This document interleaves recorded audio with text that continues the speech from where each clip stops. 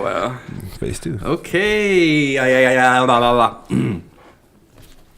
All right, we're back with Mondi here, doing phase 2 of the MCU pod. And Mondi, I know we had a lot of technical difficulties.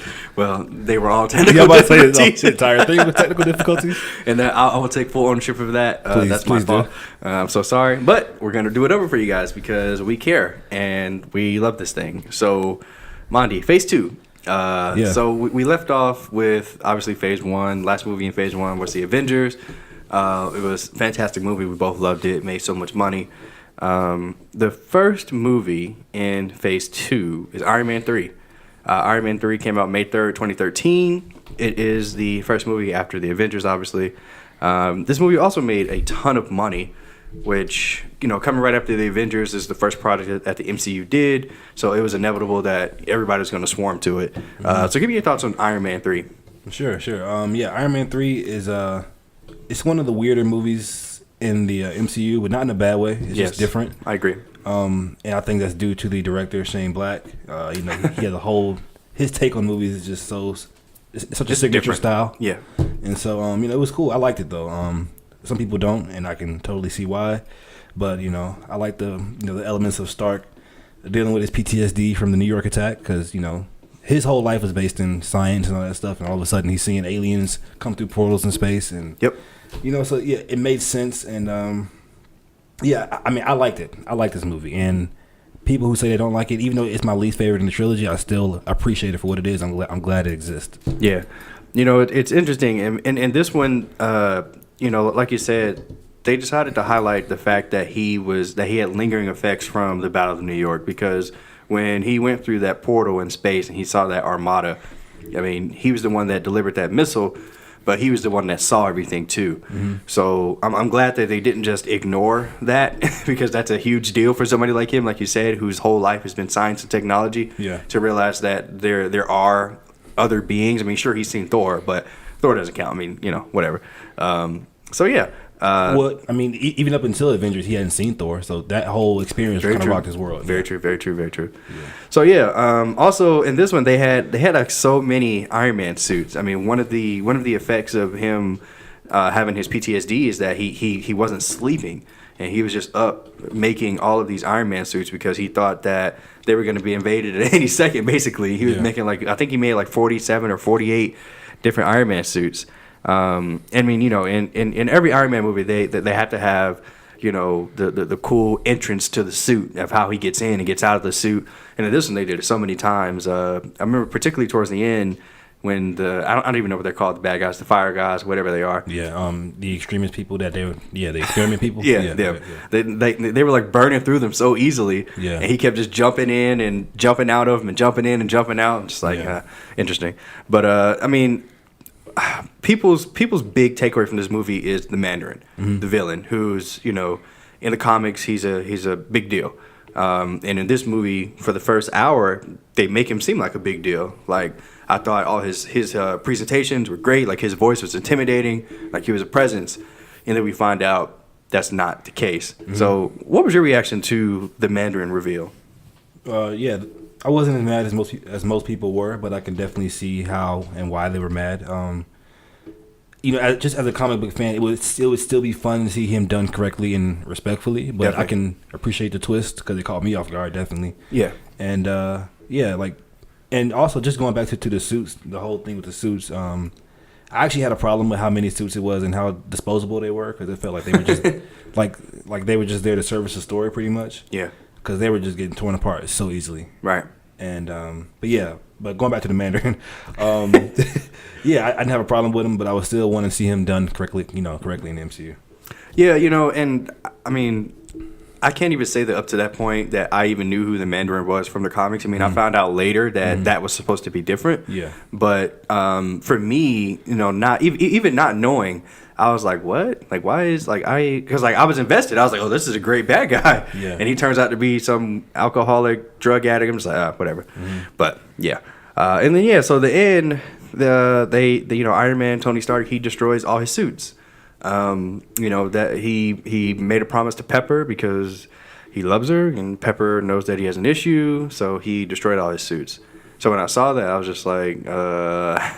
you're Iron Man, sir. Like, what are you doing? But what was your reaction to him destroying all his suits? Yeah, I didn't have much of a reaction. To me, it just, more so conceptually signified a fresh start, with his new extremist tech. So, I was cool with it. Okay. I knew he'd be here. Yeah. Well, I see. Yeah, no, I was an idiot. I was like, dang, Iron Man not gonna be in the movies no more. So Seriously? That's it. No, I'm just playing. Okay, I'm about to say, wow, you're crazy. Oh man. So yeah, the post-credit scene to this movie was pretty irrelevant. It was just him talking to Bruce Banner about his past and everything that he's been through. I mean, it was good to see Banner coming off of Avengers. He was highlighting that. So yeah. But moving on. So next movie is Thor. Thor: The Dark World, everybody's favorite. Woohoo! So this movie came out November 8th, 2013. People hate this movie. They hate it. Yeah. They don't dislike it. They hate it. I think that it's an okay movie. I agree. But people just hate this movie. So please give me your honest opinion on Thor: The Dark World. I don't hate it at all. The only blaring issue is the villain who's super bland. Yes. Malekith. The dark elf. Cool costume design though, but bland. I actually have a couple things to point out about this movie that made me really like it and appreciate it. Mm-hmm. And one, it was the complicated relationship between Thor and Loki. It's Absolutely. It's not just bad guy, good guy. They're brothers. They have history. Yep. Killing Thor's mother added another layer of sincerity to the movie. Introduced the ether, whatever, which turns out to be the red Infinity Stone, Reality Stone. It gave Jane more to do. It was more on Asgard, which was my problem with part one. It was that it was too much on Earth and not enough Asgard stuff. And so like those things to me made as a Marvel fan, just made a watchable movie. And people who don't like it, I kind of see why you don't like it, but at the same time, I like it. Yeah. So one of the main things I remember from this film is the end where Thor is battling Malekith on Earth, and they're having like all these buildings being destroyed by like all these ships, and I don't know, like it kind of reminded me of Man of Steel, because I remember Man of Steel, they were just destroying like everything, and people hated that about Man of Steel because like they were just destroying everything. Yeah, and it kind of referenced that to me. But I mean, I didn't hate the movie either. I mean, like you said, like Thor and Loki's team up was something that I thoroughly enjoyed throughout the movie. I think that they're great together. Tom Hiddleston and Chris Hemsworth, they play off each other really well. And yeah, I mean, it's really hard for me to hate the movie. Like I don't understand why people hate it. Maybe because it's not like grand, and people expect grand from the MCU. But I don't know. I mean, I think it's the worst movie in Phase 2, but that doesn't mean it's bad by default. Sure. Okay. All right. Ooh. And yeah, the Aether, the Reality Stone. It was good to get to see it. It brought more, it expanded the universe more, because that's what this whole thing is about these Infinity Stones. So I mean, I always love to see the little nugget there. And Loki, he dies, quote unquote, for the second or third time. Is this second time? Yeah. And he transforms into Odin, and he, towards the end of the movie, it looks like he's going to be ruling Asgard as Odin. So that was cool. I was like, oh great, he's not dead, because I like Loki, but whatever. Post-credit scene, them realizing that they have 2 Infinity Stones, and they take one to the Collector because they already have the Tesseract, and that's an introduction to the Collector, who's obviously going to be in Guardians of the Galaxy, but the Collector deals with all manner of people. So I don't have anything else to say about this movie, to be honest. Yeah. The post-credit scene was just a cool nod that they were going to take this thing to the next level. And also, did you realize that was like the guy who played the Collector was like Benicio del Toro at first? Or did you not realize that? I mean, they did a great job on his makeup. Yeah. But I'm a fan of his, so yeah. I mean, I knew it was him. Okay, you know it was okay. But yeah, no, they did a great job on his makeup. I mean, he looked different, I guess. Yeah. But at first, I didn't realize it. I had to go back. I was like, oh wow, that is Benicio. Next movie is Captain America: The Winter Soldier. So April 4th, 2014. So this movie, I like to say the dates. I'm sorry. So this movie is just fantastic. Yes. I absolutely love this movie. This is probably one of my favorite. I can't say it's in my top 5 because I have others that are just favorites that just mean more to me as movies. Really? But as far as like, I mean, what I think is a good movie, this is a great movie. Like, this is in my top 5 best MCU movies, not my favorite. But give me your thoughts on Captain America: The Winter Soldier. Sure, man. Up until now, I thought Cap was kind of lame, if I'm being completely honest. If I'm being honest, I have to say that. I thought he was kind of lame. I thought he didn't really like. You had Hulk, Thor, Iron Man. Those are 3 powerhouses. I'm like, why is Cap in the mix? Like, but this movie, oh, ye little this fake. movie did what a movie's supposed to do. It made me a believer, put me on board. Cap is my favorite Avenger after this movie. He proved that he's definitely on their level. Oh yeah, he brings certain things to the table that other guys just can't. This was a great entry for the Russo brothers who have gone on to direct, Infinity War and now Endgame and Civil War. To me, it's the best MCU film from a film perspective. Wow. Infinity War is still my favorite, but I think it's just the best film. Okay. I love the spy aspect of it. And yeah, this movie was just, it's just great. I can go on for days about this movie. Yeah, man. The movie also introduced Falcon and Sam. I don't remember his last name. Sam Wilson. Sam Wilson. Yeah, Papa Doc. Everybody from the 3. All right, let me stop. Yes, please. So yeah, anyway, introduced Papa Doc. I mean, crap. I'm gonna call him that for the rest of the podcast now. Oh, introduce Sam Falcon, who is a minor character from the comics, but it's nice to get that representation in there. Is he the first black character besides Rhodey? I think he is. That's sad. Wait, have you noticed almost every MCU character has their solo movies have like a black sidekick? Have you noticed that? Seriously, like Iron Man had Rhodey. Thor has Heimdall, I guess. Heimdall, yeah. Cap has Sam. Doctor Strange had the dude. Remember? Oh yeah, the black. Yeah, you're right. Yeah, his little teacher guy. Captain Marvel, her best friend, is the black girl. Marvel, what's going on? Marvel. What's going on? I'm all for diversity, but not pandering. Thank you very much. But yeah, keep going. Yeah. Wow, sorry. So Black Panther had other player. Oh snap! All right, okay. Back to the Winter Soldier. So yeah, the Winter Soldier himself was an absolute threat in this movie. Man had T.I. Okay, keep going. Hey, that's facts though. I'm just playing. Are we gonna do this whole podcast, man? No. Okay, thank you. So Winter Soldier, he was a threat. I love that they didn't give anything away. Like they didn't reveal that it was Bucky until his mask fell off after that fight scene in the airport, not the airport, the highway. And obviously Cap and Bucky just have that relationship. They have that history, so it just made the story that much more deep and complex. Yeah. And yeah, man, I really love this movie. It's just a really good, solid movie. And then another thing they did in is where they had Shield. Shield was a huge. I mean, they've been a driving force of the MCU. I mean, they essentially started the Avengers, and to have them implode and become Hydra agents was just another great little thing that they did to make this movie really enjoyable for me. And they killed Nick Fury, but he didn't really die.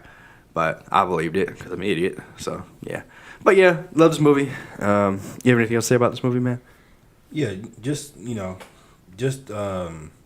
opening scene when Cap is on the boat, him fighting, that set the tone for the rest of the movie. Like, okay, this is not the first Avenger. This is gonna be Winter Soldier, and it just elevated the material, which is what a sequel is supposed to do: expand the world and elevate the material, and it did so wonderfully.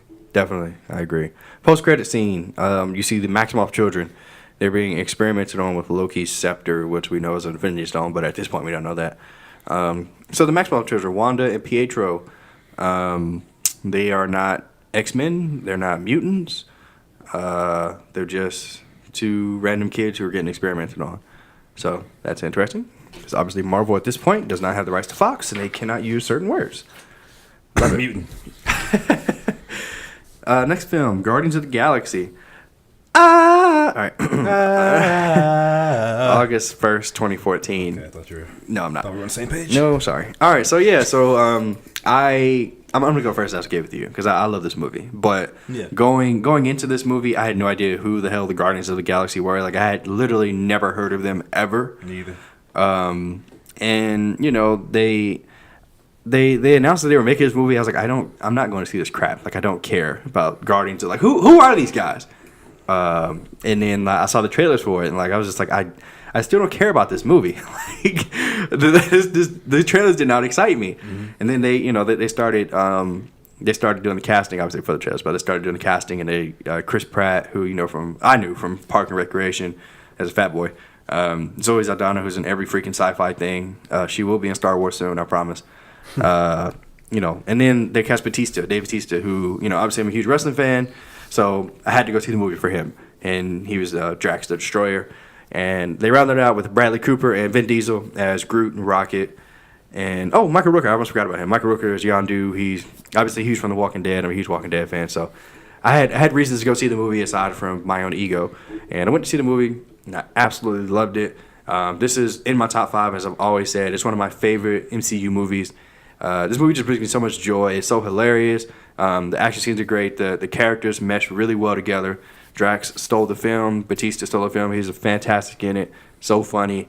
And like I had just never seen anything like this movie before. Yeah. So it was just such a surprise for me, and I absolutely loved it. But give me your thoughts on Guardians of the Galaxy. Yeah. When they first announced they were doing this movie, even me as a Marvel fan, I didn't even know who they were. And so this is a really, really deep cut. And I was definitely I was disgusted at the news. I was like, where are they going? And initially I thought Marvel was gonna make this like a pocket film, just just. This movie has no ties to the rest of the Avengers. It's just a cool little movie in the Marvel universe. But they can't just do that. I thought back then I didn't know, but I was so glad this movie was made. Man, this is one of the freshest movies I've ever seen. Like fresh in terms of like just felt fresh. Like it didn't feel like so formulaic like so many movies do. Mm-hmm. It was wacky, but in a sense that only James Gunn can do. Yes. Shout out to James Gunn. Yeah, fantastic. I laughed hysterically the entire movie. The integration of the music was perfect. Yes. Yeah, it was just, this is a great movie, man. I agree. Yeah, and one of the things that I want to make sure I point out, the movie, this was the first movie that gave us a real look at Thanos, but it also gave us the origin of the Infinity Stones, which, like I said earlier, is a huge part of the Marvel Cinematic Universe. When they were speaking with the Collector, he gave them like a lowdown of, all right, first there was nothing, then the universe had the Big Bang, and then these Infinity Stones were created, and blah, blah, blah, which is, huge. So if you haven't seen Guardians of the Galaxy, you need to watch it. Yeah. Watch the movie. It's fantastic. Post-credit scene. It was actually pretty irrelevant, I should say. It was just the Collector sitting in his own collection. He was captured, I guess. I'm sorry, but before we move off this movie, what'd you think of Ronan? Was he a good villain to you? Because they introduced, the Kree in this, and Xandar. Yeah, he was pretty bland to me. Really? Okay. But I like how they reintroduced him in Captain Marvel just to give him more so of a... I hated that. Really hated that? Yes. Well, I liked it only because it just like, I love when they interconnect. Yeah, sure, yeah. So, but yeah, I thought he was kind of bland, honestly. Just there. Yeah, no, I guess for me, I'm just like a fanboy of the movie, so I'm just like, Ronan is awesome. Okay. But I loved his like sledgehammer thing. I thought it was a cool weapon. Yeah. When he put the Power Stone on it and made him all powerful, I thought that was cool. But I guess nobody else cares about that, so whatever. Literally no one. I'm just playing.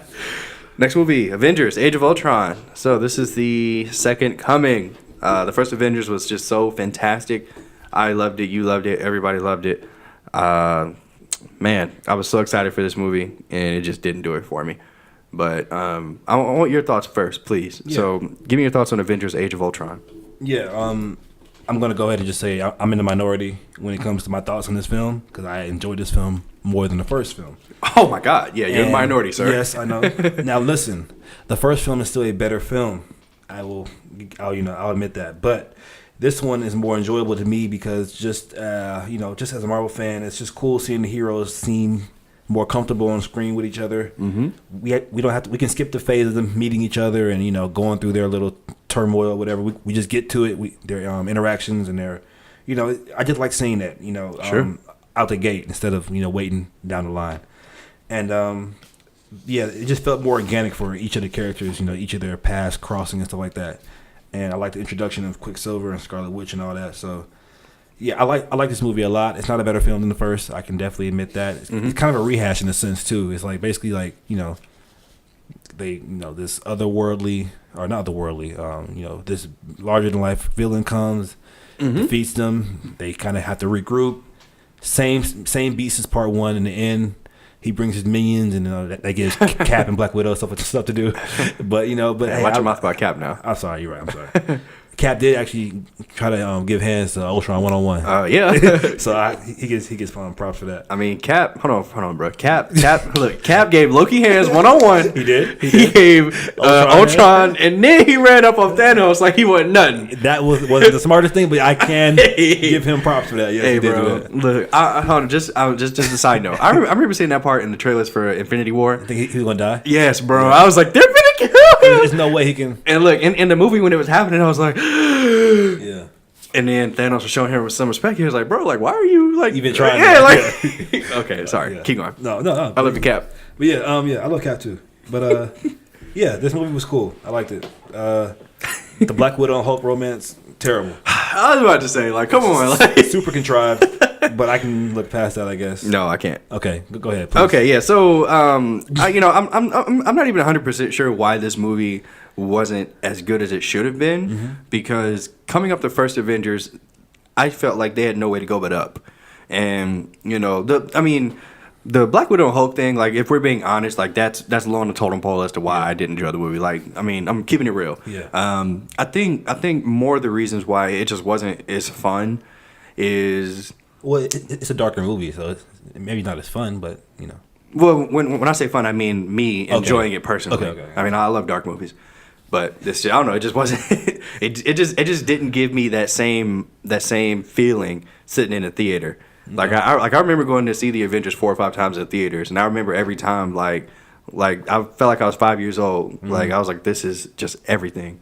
And then when I went to see this one, I was just like, it's okay. Like I saw it twice. Yeah. And I don't do that with movies I love. Yeah. So, but yeah, I mean, Thor, he had his little moment in the pool, and for some reason that pool was special, and he got a vision of the Infinity Stones. And Ragnarok. Yes. The Olsen girl, who is Scarlet Witch. Elizabeth Olsen? Yes. She does this little weird thing with her fingers, and she can control people's minds. So that was interesting. Which she doesn't use again, but we won't get to that. Whatever. Well, there's retcon. So yeah, she and I think she was the one that made Tony have that vision of everybody landing, and dying and thing, which is something we may see again.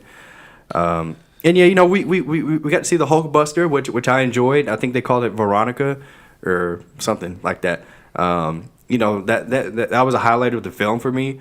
But I didn't like James Spader as Ultron. Like I just didn't. And he was just too funny. Like he was trying to crack jokes, and I was just like, I can't deal with this. And if I remember correctly, I think this movie is what really started the whole, MCU doesn't have great villains thing. Just because started it? No. Yeah, I think it's. You think it started before this? Yes. Okay. Well, this is when I remember hearing it in abundance. Like MCU doesn't have great villains, but whatever. I mean, this movie gave us Vision. That was cool. And yeah, Quicksilver died, so he has one movie. But I guess they had to kill him because they were making other X-Men movies, and he was such a standout in that, and they can't have 2 Quicksilvers. So whatever. Legal. Who cares about that? Post-credit scene. Thanos. He says, what does he say, Mondi? Fine. I'll do it myself. Okay. So that's what he Don't says. set me up like that. That was a setup. That was a setup question, and you know it. I didn't think you were going to do a voice. Okay. So I just thought you were going to tell me what he said. Okay. Right. That's on you. Okay. So that's fair. Thanos decides to say that, and then he takes his Infinity Gauntlet, and you see him walk away. So I mean, I'll be honest. At this point, I'm all in. Like, I mean, I was already all in, but like, I'm so excited for what's coming next because the Infinity Wars, or however you want to phrase this part of comic book history, is just awesome. And I was looking forward to it so much. But what about you for this post credit scene? Like, how did you feel about it? I mean, it's been setting this up since the first Avengers movie, so it was just cool to see more of it, I guess. I knew Thanos was coming. Really? And I just became fearful. But yeah. I mean, but real quick, I have to share my little Vision story. Let's do it. I'm in the movie, and Vision, comes out of the little pod. Yes. And someone says, "Oh my God, look, it's Daredevil." I forgot you told me that. Yeah. Yeah, I just had to share that because that was so stupid. But wow. Oh yeah, and speaking of Vision freaking picks up Mjolnir like it wasn't nothing. Yeah. Because like they were all having this little who's worthy contest, and of course none of them are. I mean, Cap, he kind of Cap budgeted. Yeah, thank you very much. Cap, you're the man. Okay. And then Thor's face was priceless. Yeah. And then all of a sudden Vision's like, come on guys, we can do it. Let's go. Here's the hammer. And it's like, okay. So yeah, Vision's worthy because he's neutral. He doesn't care if anybody lives or dies, and chaos and blah blah blah, whatever. But he still wants to. He wants to get with Scarlet Witch. So whatever. Yeah, we're gonna ignore that. Neutral. We're gonna ignore that. Okay. Next movie, Ant-Man. Good old Ant-Man. This came out right after Avengers: Age of Ultron. I thought it was a perfect spot. We talked about this before, how they tend to put Ant-Man after the Avengers, which is a perfect spot for it. Smart marketing. Yeah, I mean, you're coming at everybody with everything you got in Avengers. Let's scale it down, baby. Yeah, let's just relax. Let's just calm down. Let's give you Ant-Man. Yeah. But yeah, I mean, I was pleasantly surprised by this movie. I mean, obviously, I went to see it. I mean, I'm all in. Paul Rudd has been nothing but a comedy guy, in my opinion, up to this point. I mean, even at this, I mean, he was, basically a comedy guy anyway. But dude is 50. That's crazy. Yeah, he just turned 50 recently. He looks amazing. He looks really good.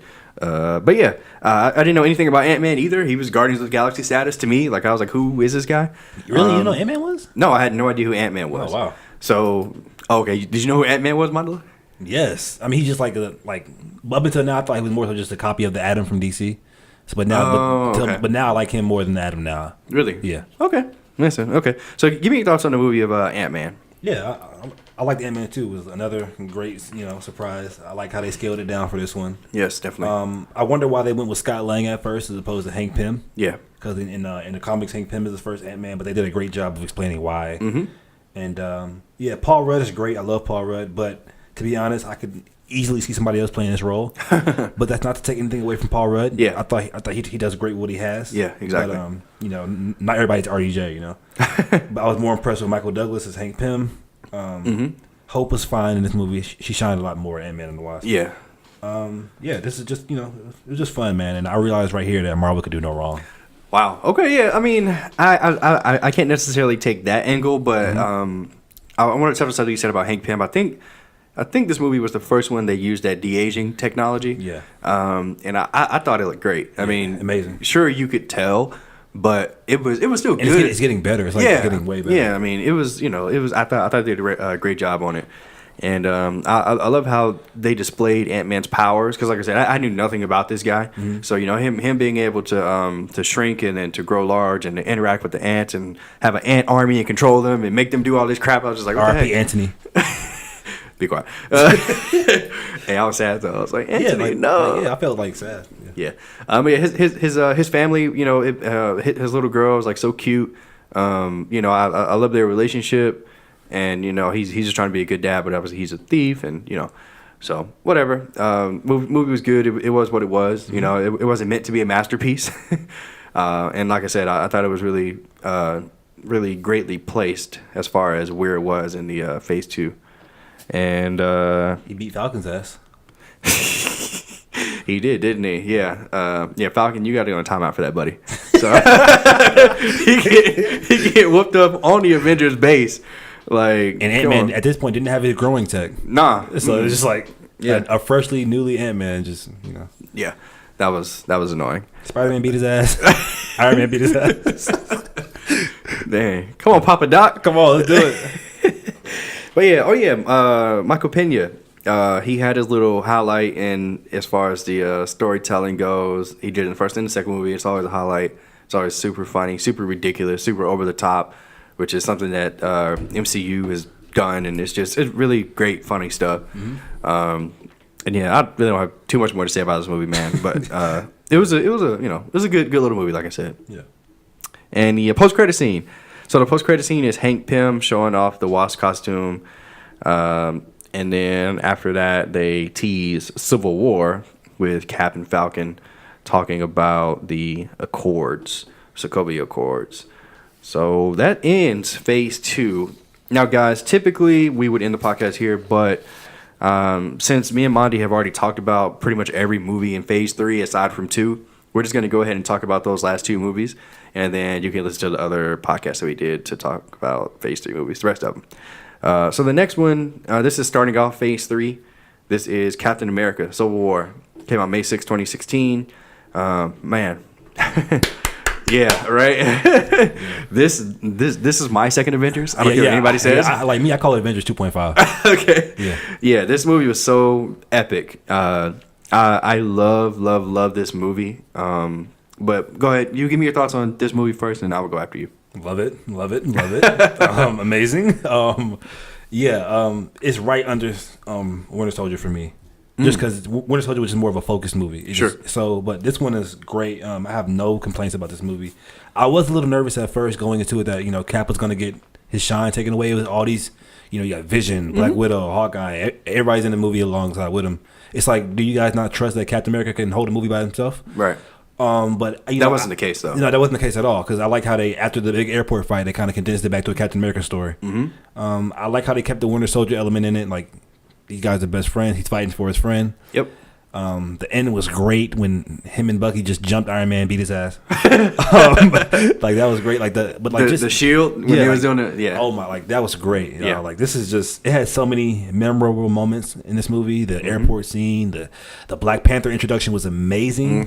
T'Challa. Great. Like just great. Spider-Man, great. Yes. He won. Like this kid won me over Tom Holland in the first 5 minutes of his introduction. Like I was like, wow, I'm on board. Like I didn't think it would happen that quickly. But yeah, please go ahead. I kind of touched on everything. Yeah. So no, it's okay. No, I mean, so Spider-Man and Black Panther were the 2 introductions. And I'll touch on Spider-Man first, and I'll get to Black Panther. But the first thing we see is they do a cut to Brooklyn or to Queens. I'm sorry, and you see you're annoying. And you see Peter Parker and young Aunt May. And you obviously see Tony Stark. It bothers me, okay? It does, that she's like 25. But anyway, that's another podcast. Anyway, so yeah, they talk, and this movie came on the other day, so that's why it's like so fresh in my mind. But Tony Stark essentially asks him, "Why are you Spider-Man? Like, why are you doing this?" And he replies, "I mean, I'm doing it not only for the little guy, but because if I don't do it and I have all of these gifts, then what am I here for, essentially?" And I thought that was a great answer. Like, that's such a hero answer. Such a Peter Parker answer. Yeah, you're right. Yeah, exactly. And I love that. And then as he got introduced to Spider-Man, like, the first thing he does is takes Cap's shield. That's badass. Like, I'm just like, what? Yeah. Like what? Yeah. And then he freaking goes after Papa Doc and Falcon and Winter Soldier. What's both of that? Yeah. So like hold on. So he's fighting them, and then Bucky tries to throw a punch with his wood his metal arm. Catches that thing. He catches it like it's nothing. He's like, "Bro, you got a metal arm?" Hold on real quick. I'm just so glad this movie like didn't try to like downplay Spider-Man's strength. Like, like y'all keep like Spider-Man can like he's stronger than a lot of these dudes, man. Yeah. Like it goes Thor, Hulk, and then you got the Cap and all them, but Spider-Man's like above them guys, like above Cap and all them guys. He's like he's like a 15-tonner. Like he can pick up 10, 15 tons in the comics at least. Yeah. Like this dude is strong, and I love how they showcase that. Like they didn't try to downplay him. Like this, he's a heavy hitter in the Avengers. Yeah, and also somebody threw a car at him, and you saw the thing cut away, and it cut back, and the car was coming right back. I was just like that. Wow. Yeah. Spider-Man really impressed me in that little 5 minutes that he had. Mm-hmm. So impressive. And he's new right here too. Like he's new his powers and stuff. Yeah. And so first of all, going back a little bit more, Marvel and Sony had to work out this agreement to even have Spider-Man in this movie. And like I remember talking to you about it, and you said that you didn't even think it was going to happen. I didn't think it would happen. So like I'm so glad that Sony released their stranglehold on Spider-Man, and they let him come into the Avengers, because he's been nothing but an addition, in my opinion. Yeah. So yeah, and Black Panther. So Chadwick Boseman. I had no idea who this guy was. I had seen him in a few movies. I think he was in. So you knew who he was. But you're annoying. So anyway, you literally knew who he was. No, I didn't. I'm really just messing with you. I had no idea. Like I had no idea who he was. Yeah, I ain't lying. So anyway, I mean, obviously, So I mean, sure, he had played in a few acclaimed roles, but I had never seen him ever in anything. So that's what I was trying to say. So coming in as T'Challa, who even I didn't even know who Black Panther was. Like, I'm keeping it a buck. Oh my goodness. Yeah, I didn't even know what Black Panther was. I mean, obviously by the time the movie came out, I did my research, but before I had no idea. Never heard of Black Panther? Of course, I've heard of him, but I didn't like. I didn't. I mean, I wouldn't wear a Black Panther T-shirt. Okay. Like, I wouldn't go buy a Black Panther lunchbox. Gotcha. So anyway, okay. Anyway, Superman lunchbox, baby. Oh my goodness. All right. Anyway, so I thought his introduction was great. It was impactful. It meant something. Him having to watch his father die, him holding his father as he died, taking his ring, becoming the Black Panther. It was great. I thought Chadwick Boseman was okay. He wasn't great until the actual Black Panther movie, in my opinion. But I thought it was a good introduction for him. It was cool seeing him on screen, seeing what he could do. And then I just really enjoyed him as an addition to this movie. Yeah, and I have to echo that real quick. I actually agree with you on that one. If I'm being honest, he was an okay T'Challa. He was a great Black Panther. Yes. Like, behind the mask, it was just and he gave, keep in mind, y'all, I'm a Cap fan. But he gave Winter Soldier and Cap hands. Mm-hmm. Now, listen, he didn't beat him, but he gave him hands. Yeah. Like, I remember Winter Soldier was fighting him on the rooftop, and he's he's just keeping up with him, and in the airport when he was like, "Move, Captain! I won't ask again." Like, I was like, "Oh my god!" Yeah, it was lit. Yeah, I'm sorry. So one thing I do want to mention about this movie is that the villain, Nemu, whatever his name was, Baron Zemo, he was extremely forgettable in my opinion. He's probably one of the weaker MCU villains. I mean, it could be that he was just a casualty of just such a large ensemble cast, to be honest. Mm-hmm. But he was the main villain, so I mean, he could have done better, but maybe couldn't have. I don't know. I have to actually disagree on that one, just because I don't think he's a weak villain at all. Because the complexities of his plan and how it all unfolded all went his way, really. Sure. It's just the only reason why he didn't come out victorious was because the Avengers. No, he managed to turn the Avengers against. Well, not kind of with the Sokovia Accords, but everything was going his way. If Cap hadn't sided with Winter Soldier when Cap found out that. When Iron Man found out that Winter Soldier killed his parents, it would have went his way. Yeah, Iron Man would have killed Winter Soldier, thus starting even more of the war. Like, you know what I'm saying? Like, thus enhancing the war. So, I thought he had a really detailed plan. It just didn't. So just for that, I couldn't call him a weak villain. Okay. And I like how they kind of they didn't give an overarching just a powerful villain, just more so just a thinker. Mm-hmm. But his involvement made sense too, because his whole family died when they were battling Ultron in Sokovia. So great tie-in too. Yeah, I mean it made sense. I can't call him a weak villain just because I'm weak. Yeah, I can. So sorry. A big part of this movie is the Sokovian Accords. Yeah. So I mean, obviously coming off of Avengers 2, they destroyed everything in that place. They literally picked up the country and dropped it. That was the area. Yeah. So these Sokovian Accords are supposed to essentially just govern what the Avengers can and cannot do. Obviously, Cap, he's been a military man his whole life, and he was the first one that was like, "I'm not signing this," and I thought that meant something because as heroes, sure, they can't be infallible, but you can't have other people telling them when they can and cannot go somewhere. And I think Cap said that in the movie, if I'm not mistaken. He made a great point. What if we need to go somewhere and they tell us that we can't, or they don't think we should go, or it becomes corrupt? Yeah, so exactly, or puppets, yes, or they send us somewhere that we don't think we should go. Yeah, and I love that whole aspect of it because it made it real. That's real stuff. They got to deal with government and politics and crap like that. I'm just look, we're the Avengers. I'm not signing this crap. Actually, in the comics, it's reversed. Iron Man is the one that didn't want to do it. Who didn't want to do it, which kind of makes more sense. But I thought the movie did a good job of showing why Cap didn't want to do that. Yes, definitely. But in the comics, it's reversed. Iron Man is the one who doesn't want to sign the Accords, and Cap is the one who's all for it because he's the government man. So yeah. I don't know. I thought it was really good tie-in. And then the ending, like you said, that was just so well done. I love the camera shot. There's just them, you just see the camera, you just see them just fighting. There's no cuts. Mm-hmm. It's just a straight one-shot camera, and they're just going at it. Just great stuff. And yeah, I mean, Iron Man finds out how his parents got killed by Bucky, which, you know, Bucky had an interesting life when he was just out there just murking people. But yeah, I mean, and also, like I said, Cap and Bucky beat Iron Man's ass, which they did. But to be fair, Iron Man wasn't going all out because I mean, he loves Cap. He loves Cap, so he didn't want to like. So that's just to be fair. But Cap did give him hands. But yeah, I feel like if Iron Man really wanted to like missile them boys, he could have. I'm about to say he could just did that. He could just nuked them. Yeah, but you know he didn't. So yeah, it's all good. Very honorable. You lost. But yeah, I mean, so now, I mean, at the end of this movie, the Avengers they're no more. Like there's no Avengers. Like they're broken up. They're separate factions now. And leading into the next movie, I didn't know how they would tie them back together.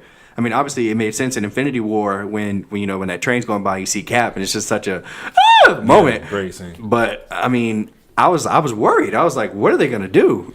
I mean, I didn't know. But do you have any thoughts on that as far as like the Avengers breaking up? I mean, yeah, I knew that it would take something big to get them back together, and Thanos is the one to do it. Like, yeah, that's true. Like, if you're gonna come back together, make sure it's somebody like Thanos who could just rock everybody's world, let you don't come together. So it makes sense.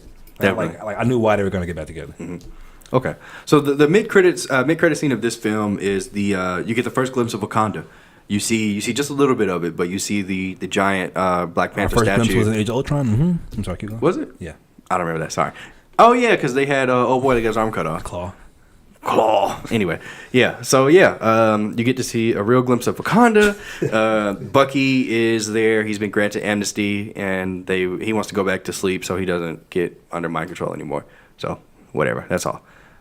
You have anything else to say about this film other than it's fantastic? Let me think. No, you don't. Okay. All right. So last film that we have is Doctor Strange, Monty's favorite film. So this came out November 4th, 2016.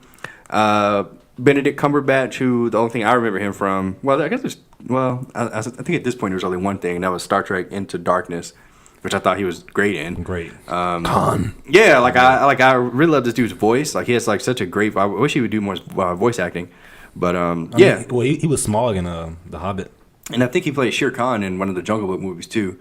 But that was Idris Elba. He played the other one. There's two Jungle Book movies. Yeah. The one on Netflix, Mowgli. Yeah. Really? I'm pretty sure he played Shere Khan. Okay. But yeah, anyway. Look, he's about to fact check that right now. So anyway, yeah, Benedict Cumberbatch. Yeah, I thought he was okay as Doctor Strange. I thought the movie was just okay. It wasn't one of my favorites, but I didn't hate it as much as you did. I mean, I know you think that like the movie's just awful, but I mean, I'll let you tell that. But I thought that they had pretty decent effects in the movie. How they do the little whatever they do when they do the little circle thing, and they have the powers. It was a cool tie-in for him to have the time stone. I didn't know that was a thing, so that was cool. And yeah, I think when the scene in the beginning where he loses his hands, and like you see his hands get crushed in his car, like that was really brutal. But I don't really have too much to say about this movie, to be honest.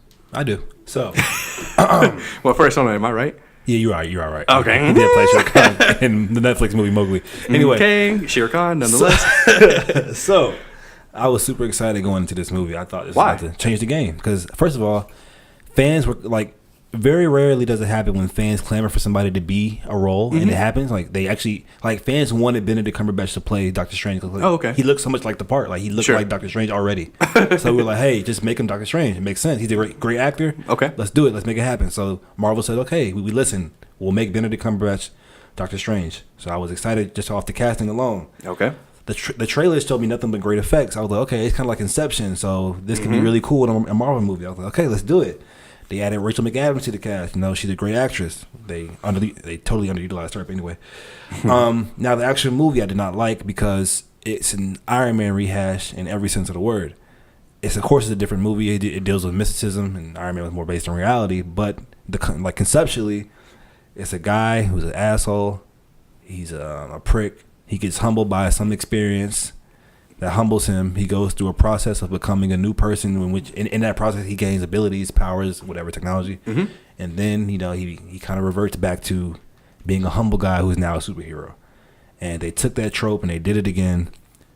It felt so much like the first Iron Man movie. Even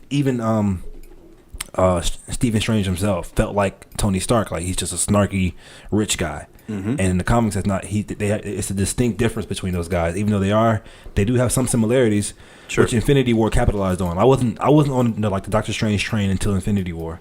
Okay, that's fair. Because they did a great job of showing Iron Man and Doctor Strange as two different people, two different personalities. Well, in this one, he was just Iron Man, in my opinion.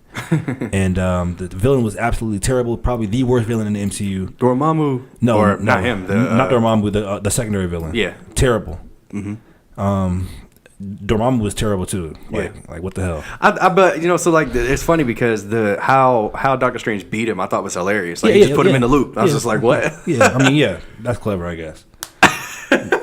But yeah, there's literally a scene where Wong is listening to Beyonce. This movie was just weird. I didn't like the movie. The effects were still great. Oh, and the whole controversy with Tilda Swinton being cast as the Ancient One was super whitewashing. But I have to agree, Tilda Swinton did great in the role. I was gonna say, I thought she did pretty good. But that was just why would you not just cast an Asian man? What is that hard? You had to. Anyway. They wanted to be different. Anyway, it didn't work. This movie was it's not terrible in my opinion, but it's the worst movie in the MCU by far. Jesus. But all right. I was so glad that Infinity War was able to give Doctor Strange his due, because that's the Strange I know from the comics. Okay. Interesting. Yeah. Dang, that's rant over. I was gonna say, wow, you okay? Yeah. God damn. Yeah. All right. I think we should end it here because I was gonna say stuff about his cape and about how Wong. Go ahead. No, why? You hate it? No, just fine. But yeah, I thought the cape. And I know all of these little magical items have names. I just can't remember any of them. But his cape that can act and think for itself is really cool. I loved it in Infinity War when he was tackling Drax. And he was like, "Die, cape of death." That was really funny. And Wong, I thought he was a good addition. Everybody else to crap on Wong because he left in Infinity War. Wong did what I would do, but it was still lame. Wong threw the deuces on that. I'll protect the sanctum. Yeah. Okay, Wong. Go ahead. Hey, Wong was like, yeah, y'all boys be all right. Woo. All right, let me stop. All right, man. So the MCU is it's such a grand, huge thing at this point. And at the end of Phase 2, they were thinking about bringing in, Black Panther, which they did in Civil War. They were thinking about bringing in Doctor Strange, which they made his own movie for, and Captain Marvel. So were you excited about bringing in these lesser known characters? Yes, I'm all about the expansion at this point. Let's do it. Let's bring in everybody. This is what Marvel has over DC. They're not scared to experiment with their characters. They trust their IP.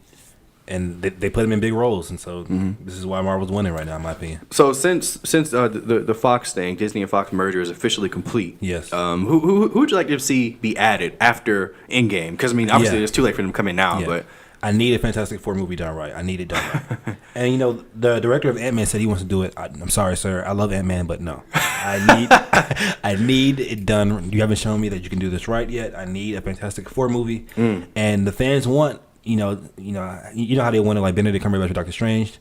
They want John Krasinski and Emily Blunt as Mr. and Mr. Fantastic, Mr. and Mrs. Fantastic. I'm sorry. Okay, and I can see that. Sure, let's do it. Marvel, give me a good Doom. I need a menacing Doom. Give me a good movie, please. That's all I want. Thank you. Interesting. I'm still on the X-Men train. Yeah. So I want Hugh Jackman to be in the Avengers. No, he's too old. No, he's not. He's too old, man. No, he's not. No, he's not. You're crazy. I love Hugh Jackman. You are the greatest Wolverine ever, but no, you're done. Yeah, don't listen to him. So Hugh Jackman, start training now because your phone's about to ring. So I need you to be Wolverine. I don't want to see anybody else playing Wolverine besides you. And I don't want to see Storm and Black Panther get together. I don't want to see it. I do. No, I don't want to. Not the Storm we have now, but I would like to see a different Storm. With Black Panther? Yeah, with Black Panther, yeah. No, I don't want to see that. Okay. Ryan Reynolds, I can't wait to see how you do.